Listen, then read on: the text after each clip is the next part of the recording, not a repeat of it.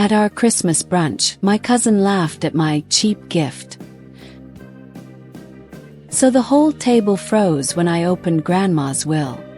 I never thought a Christmas brunch could change everything. I never imagined that the smell of cinnamon rolls and the sound of forced laughter could mark the moment when my entire family's carefully constructed facade would crumble like the sugar cookies cooling on Grandma's antique serving platter. But that's exactly what happened last December, when my cousin Rebecca decided to humiliate me in front of everyone, and Grandma's lawyer arrived with an envelope that would expose truths we'd all spent decades pretending didn't exist. The morning started like every Christmas gathering at Grandma Eleanor's house had for the past 30 years. The same oversized dining table groaning under the weight of too much food. The same forced pleasantries exchanged between relatives who saw each other twice a year and spent the other 363 days pretending the others didn't exist. The same hierarchies and power dynamics playing out in every interaction, every conversation, every carefully chosen seat at the table. My Uncle Richard at the head naturally because he was the eldest son and the most successful, with his downtown law practice and his summer house in the Hamptons. My Aunt Patricia beside him, dripping in jewelry that screamed new money trying desperately to look like old money. And then the cousins, arranged in descending order of importance, family worth measured not in love or kindness but in bank account balances and social media follower counts. I sat at the far end as always, in the seat closest to the kitchen, the seat reserved for family members who were tolerated rather than celebrated. Me, Sarah Mitchell, 32 years old, elementary school teacher, living in a modest apartment in a neighborhood my relatives would never deign to visit, driving a 10-year-old sedan that sputtered every time I tried to accelerate. I was the disappointment, the one who had failed to marry well or climb any corporate ladder, the one who had chosen passion over profit and was paying the price in a family that measured human worth in dollar signs. Grandma Eleanor sat at the other end of the table, smaller than I remembered, more fragile, her hands shaking slightly as she reached for her coffee cup. She was 87 years old, and we all knew this would probably be her last Christmas, though nobody said it out loud. The cancer had returned, aggressive and unforgiving, and the doctors had given her months at most. She'd insisted on hosting this brunch anyway, had spent the previous week baking and decorating despite the pain, despite my offers to help, despite the fact that most of the people gathered around her table cared more about her will than her well-being. The gift exchange happened after the meal, a tradition that had become increasingly uncomfortable over the years as the disparity in our financial situations became more obvious. Uncle Richard always brought expensive wines and designer scarves. Aunt Patricia presented elaborately wrapped packages from stores I couldn't afford to window shop in. Rebecca, her daughter, my cousin, the golden child of the family with her marketing executive position and her engagement to a hedge fund manager, she always brought gifts that were less about generosity and more about demonstration, proof of her success and superiority wrapped in paper that probably cost more than my entire gift budget. When it was my turn, I handed Grandma Eleanor a small package wrapped in simple brown paper and tied with twine.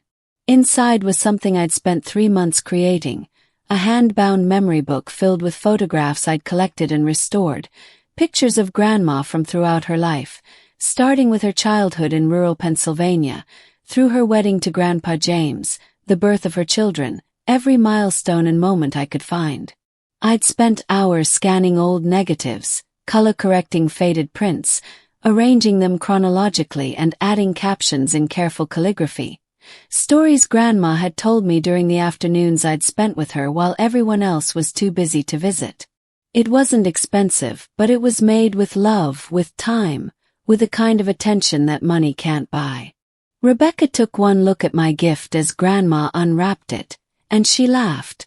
Not a polite chuckle or a gentle smile, but a full-throated laugh that cut through the post-meal contentment like a knife. "Oh, Sarah," she said, her voice dripping with condescension that she probably thought sounded like concern.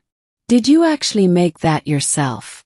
I mean, it's sweet, I guess, in a kind of elementary school craft project way. But couldn't you have at least bought something nice? Something appropriate? This is Grandma's last Christmas, and you bring her a scrapbook. She turned to her mother, seeking validation, and Aunt Patricia obliged with a tight smile and a slight shake of her head, the universal gesture of disappointed superiority. The table went silent. Everyone stopped eating, stopped drinking, stopped pretending to be interested in each other's lives. They all turned to look at me, waiting to see how I would respond, waiting for me to shrink under Rebecca's attack the way I always had, the way I'd been trained to do since childhood. Poor Sarah. Simple Sarah. Sarah who never quite measured up and had learned to accept her place at the bottom of the family hierarchy. But before I could say anything, before I could defend myself or apologize or do whatever was expected of me, Grandma Eleanor spoke. Her voice was soft but clear, cutting through the tension with a kind of authority that comes from 8 decades of refusing to tolerate nonsense. "Rebecca," she said, and there was something in her tone that made my cousin's smile falter. "This is the most thoughtful gift I have ever received. Sarah spent time with me. She listened to my stories. She cared enough to preserve memories that everyone else in this family has been too busy to remember. And you, sitting there in your designer dress that probably cost more than Sarah makes in a month, you dare to mock generosity you couldn't comprehend if it was explained to you with flashcards and puppets." The silence deepened, became something physical, something we could all feel pressing against our skin. Rebecca's face flushed red, her mouth opening and closing like a fish suddenly aware it's been pulled from water. Aunt Patricia started to say something, probably a defense of her precious daughter, but Grandma raised one shaking hand and the words died in her throat.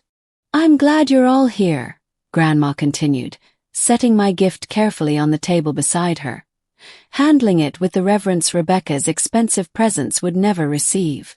"Because there's something I need to tell you. Something I've been waiting to say until I could see all your faces when I said it." She reached into the pocket of her cardigan and pulled out an envelope, cream-colored and official-looking, with a law firm's return address embossed in the corner. "This is my will.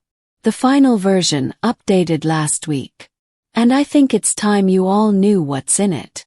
Uncle Richard leaned forward, his expression shifting from uncomfortable to interested. This was what he'd been waiting for, what they'd all been waiting for, the reading of the will, the distribution of Grandma Eleanor's considerable estate. She'd been married to a successful businessman, had made smart investments, owned property all over the state. Her net worth was estimated at somewhere around $8 million, and every person at that table, with the possible exception of me, had spent years positioning themselves to receive the largest possible share. "I'm leaving the house," Grandma said, her eyes moving around the table, noting every expression, every micro-reaction, to the Riverside Community Center. "They've been doing wonderful work with underprivileged children, and they need a permanent location. This house, with its big kitchen and large rooms, will serve that purpose beautifully." Uncle Richard's fork clattered against his plate. "The investment properties will be sold, and the proceeds divided among several charities I've selected. Education funds for low-income students, a women's shelter, the animal rescue where I've been volunteering, organizations that do actual good in the world rather than simply accumulating wealth." Aunt Patricia made a sound like she'd been struck, a small gasp that contained within it the death of expectations she'd nurtured for decades. Rebecca had gone pale, her earlier confidence evaporating as she realized what this meant, what was happening, that the inheritance she'd counted on, the money she'd probably already mentally spent, was disappearing before her eyes. "My personal possessions," Grandma continued, and now her eyes found mine, held them with an intensity that made my throat tight, "will go to Sarah. The jewelry, the furniture, the photograph albums, the collection of first edition books, all of it. Not because these things have tremendous monetary value, though some do, but because Sarah is the only person in this family who has ever cared about their history, their meaning, their connection to the people we've loved and lost. The room exploded. Uncle Richard stood up so fast his chair tipped backward, crashing to the floor with a bang that made Grandma flinch. "This is insane," he shouted, his face purple with rage. "You're disinheriting your own children. Your grandchildren. For what?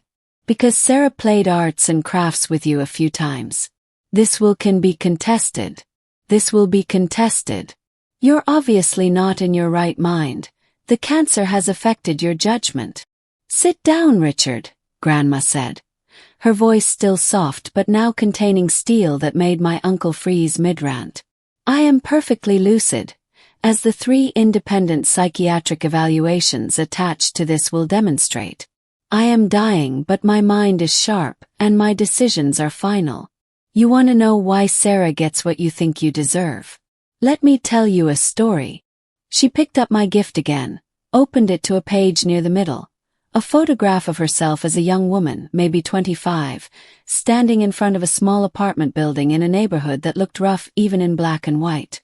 "This is where I lived when I married your grandfather," she said, directing her words at Richard but speaking to all of us. "We had nothing. Less than nothing. We were in debt, struggling, eating rice and beans most nights because that's all we could afford. And do you know what your grandfather said to me during those hard years? He said, 'Eleanor, when we make it, when we finally have enough, we're going to remember this feeling. We're going to remember what it's like to be hungry and scared and uncertain. And we're never going to become the kind of people who forget.'" She turned the page, showing another photograph, this one of a slightly older version of herself and Grandpa James, standing in front of their first business, a small shop that would eventually grow into a chain. "We worked to save. We built something from nothing. And yes, we became wealthy, more wealthy than we'd ever dreamed possible. But somewhere along the way, I broke the promise I made to myself and to your grandfather. I raised my children to value money over kindness, success over compassion, appearances over authenticity. I taught you, Richard, and you, Patricia, that your worth was measured in your bank accounts and your social status. And you, in turn, taught your children the same lesson." Tears were running down her face now, but her voice never wavered. "I've spent the last year watching this family interact, really watching for the first time in decades. And do you know what I've seen?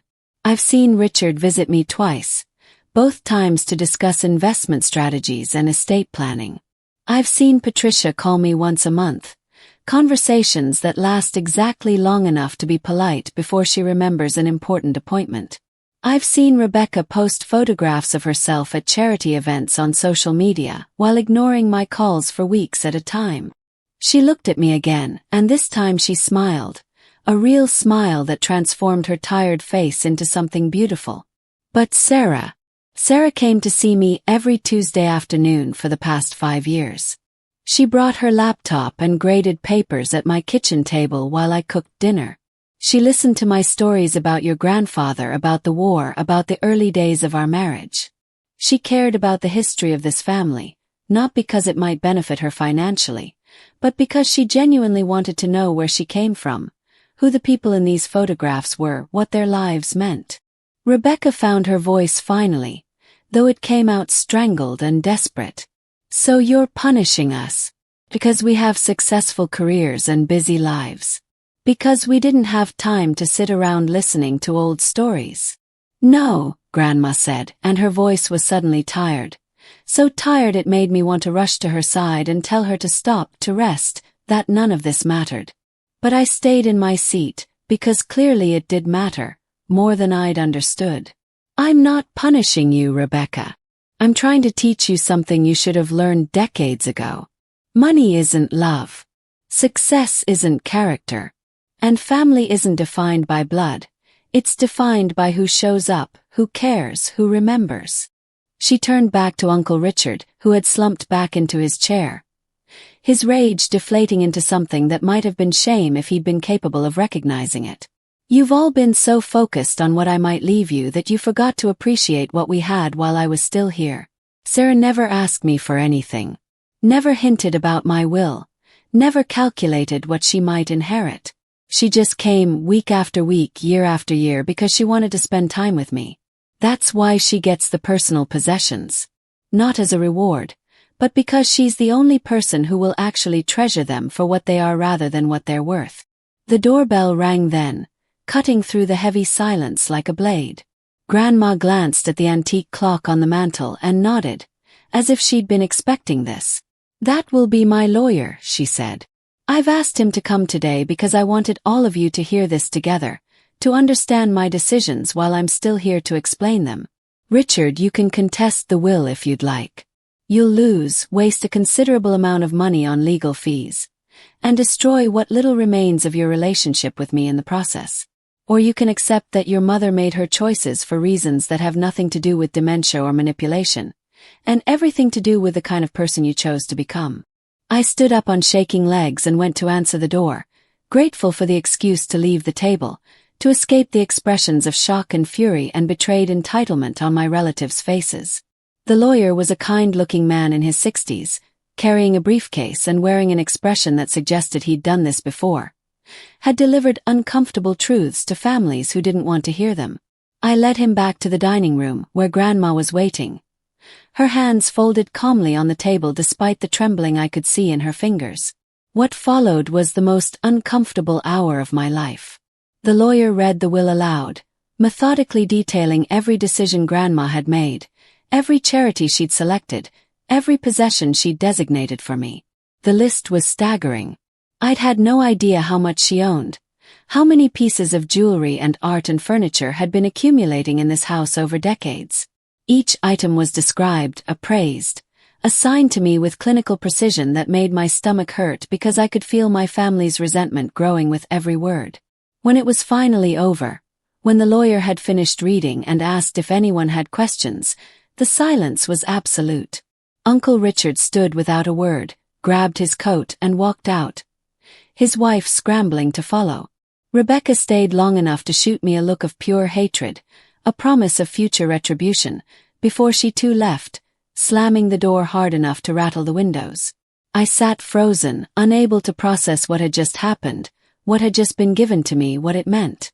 Grandma Eleanor watched her children and grandchildren leave without apparent emotion, though I could see the pain in her eyes, the grief of a mother who has finally acknowledged that the people she raised are not the people she'd hoped they'd become. When we were alone except for the lawyer, who was packing up his papers with practiced efficiency, Grandma reached across the table and took my hand. Her grip was weak but warm, familiar in the way that only the touch of someone you've known your entire life can be.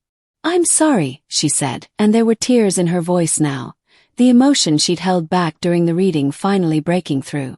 "I'm sorry for putting this burden on you, Sarah. I know they're going to make your life difficult. I know they're going to say terrible things about you, claim you manipulated me, accuse you of taking advantage of a sick old woman. But I needed to do this. I needed to make a statement about what matters, about what kind of legacy I want to leave." I was crying too now, unable to stop the tears that had been building since Rebecca's cruel laugh, since Grandma's devastating revelations, since the moment I realized my family had spent decades performing a relationship while I'd been foolishly trying to live one. "I don't want your things," I said, my voice breaking. "I just wanted time with you. That's all I ever wanted." "I know," Grandma said, squeezing my hand with what little strength she had left. "That's exactly why you're getting them. Not because you want them, but because you'll understand what they mean. You'll keep Grandpa James's war medals not because they're valuable, but because you know the stories behind them. You'll wear my mother's pearls not to show off, but because you remember me telling you about the day she gave them to me. You'll put the photographs in frames and remember the people in them, keep their memories alive when everyone else has forgotten." The lawyer left shortly after, promising to send me copies of everything, explaining the next steps in the process, offering his condolences even though Grandma wasn't dead yet, just dying, which somehow felt worse. When he was gone, I helped Grandma to her favorite chair in the living room, the worn velvet armchair where she sat every afternoon to read, to knit, to watch the birds at the feeder outside her window. "Tell me about this one," she said, pointing to a photograph in the memory book, a picture I'd found in a box in her attic, a young girl maybe 8 years old, standing in front of a farmhouse, squinting into the sun. And so I did. I told her the story she told me months ago, about growing up on her parents' farm in Pennsylvania, about the summer she'd spent teaching herself to swim in the creek that ran through their property, about the day she'd almost drowned and been saved by her older brother who'd jumped in fully clothed to pull her out. She listened with her eyes closed, smiling faintly, occasionally correcting small details or adding new ones I hadn't heard before. We spent the rest of that Christmas afternoon like we'd spent so many Tuesday afternoons, together in comfortable companionship, talking about the past, preserving memories, building a bridge between what was and what would be. Grandma Eleanor died 6 weeks later, on a Tuesday, appropriately enough. I was there, holding her hand, reading to her from one of her favorite books, even though I wasn't sure she could still hear me. The funeral was well attended, full of people from her charity work and her church, people who actually knew her rather than knowing of her. My uncle and aunt came, sat in the back, left immediately after without speaking to me. Rebecca didn't come at all. The process of settling the estate took months. Uncle Richard did try to contest the will, hired an expensive lawyer who spent weeks looking for any grounds to overturn Grandma's decisions. But she'd been thorough, had anticipated every possible challenge, had documentation for everything. The psychiatric evaluations confirmed her competence. Video recordings showed her explaining her choices in her own words, clearly and rationally. Witnesses testified to her sound mind and independent decision-making. Eventually, even Richard's lawyer advised him to give up, that he was wasting money and time on a case he couldn't win. I moved into Grandma's house. Couldn't bear the thought of it going to strangers or being torn down for development. I kept most of her furniture, hung her photographs on every wall, wore her jewelry on special occasions. I catalogued everything, created detailed records of each item's history and significance, turned one of the bedrooms into a kind of family archive that I opened to anyone who wanted to learn about where we came from. Some cousins I'd barely known reached out, curious about the photographs, interested in the stories I could tell them. We started having monthly gatherings, small groups of family members who actually wanted to connect rather than compete, who cared about preserving our history for future generations. Rebecca and her parents were not invited, a decision that bothered me less than I'd expected. You can't force people to value what they've spent their lives dismissing. I'm writing this now on a Tuesday afternoon, sitting at Grandma's kitchen table, grading papers while her antique clock ticks on the mantel and winter sun streams through the windows she loved. I'm wearing her mother's pearls, the ones she wore on her wedding day, the ones I'll pass on to someone who will appreciate their history when my time comes. On the wall across from me is that photograph from her childhood, the little girl squinting into the sun, not knowing yet that she would live a full and complicated life, would make mistakes and eventually try to correct them, would leave behind a legacy that had nothing to do with money and everything to do with memory. I think about that Christmas brunch often, about Rebecca's cruel laugh and the moment everything changed. I think about Grandma's courage in speaking truth to people who didn't want to hear it, in using her death as an opportunity to teach one final lesson about what matters. I think about the inheritance I received, not of money but of responsibility, the obligation to remember and honor and preserve. My family thinks I won something that day, that I manipulated my way into an inheritance I didn't deserve. They're wrong. I didn't win. I was given something far more precious and far more burdensome than money. I was given the weight of memory, the responsibility of keeping people alive through stories and photographs and careful preservation of their belongings. It's a weight I carry gratefully, even on the hard days, even when I miss Grandma so much it physically hurts. 'Cause she was right. This isn't about possessions or value or financial worth.